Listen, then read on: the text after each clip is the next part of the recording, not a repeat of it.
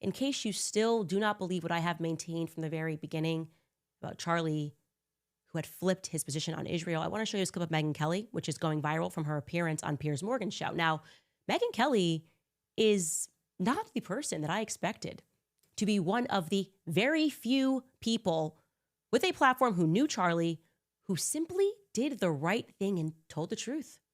Okay? She has taken a ton of flack for that. I also want to be clear that her and I do not agree. She supports Turning Point USA. She supports the direction Turning Point USA is going into ostensibly. She disagrees with me on a great many number of topics. But at this juncture, I would probably crawl over broken glass to defend her, even if I didn't agree with her positions, because she showed that she has a soul.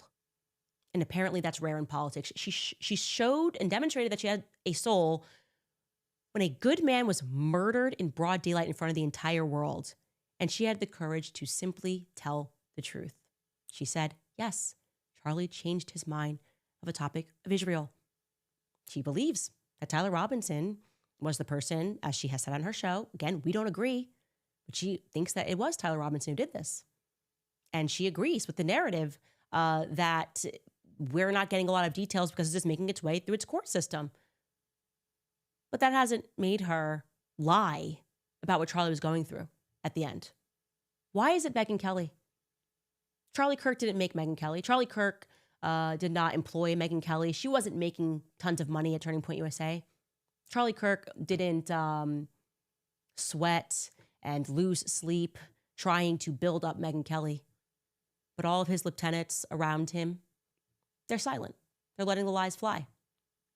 This is Megyn Kelly on Piers Morgan, and she makes an incredible point that they're all coming after her. I don't know why she's always responsible for what I say, even though we don't agree. I don't even go on her show. But they don't go after people like Piers Morgan, who actually does platform me. Take a listen to what she had to say. And just on Candace Owens, you've been very supportive of her, not critical, even though she, I would argue, and I have to her face when I've had her on the show, I get on well with Candace, but some of the stuff she's been doing in relation to Erica Kirk, Brigitte Macron, and others, I do think is really regrettable, kind of conspiracy theory nonsense just for clicks and money. Why would you hesitate before criticizing her over stuff like that? I've criticized Candace many times over the years. We've had many public fights over the years. But isn't it interesting that you will, quote, platform Candace? She hasn't been on my show in several years, but I get all the hard time. Why am I getting that? You're the one, quote, platforming Candace Owens. She and I don't have that kind of relationship. Candace took a bunch of crap because she was very anti-Israel in the Gaza war.